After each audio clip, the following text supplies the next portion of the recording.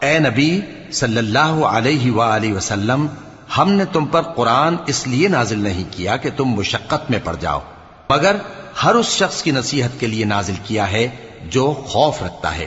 یہ اس ذات کا اتارا ہوا ہے جس نے زمین اور اونچے اونچے آسمان بنائے، یعنی رحمان، جو عرش پر جلوہ افروز ہوا۔ جو کچھ آسمانوں میں ہے اور جو کچھ زمین میں ہے اور جو کچھ ان دونوں کے بیچ میں ہے اور جو کچھ مٹی کے نیچے ہے، سب اسی کا ہے۔ اور اگر تم پکار کر بات کہو تو کیا ہے، وہ تو آہستہ کہی ہوئی اور نہایت پوشیدہ بات تک کو جانتا ہے۔ اللہ وہ معبود برحق ہے کہ اس کے سوا کوئی معبود نہیں ہے، اس کے سب نام اچھے ہیں۔ اور کیا تمہیں موسیٰ کے حال کی خبر ملی ہے؟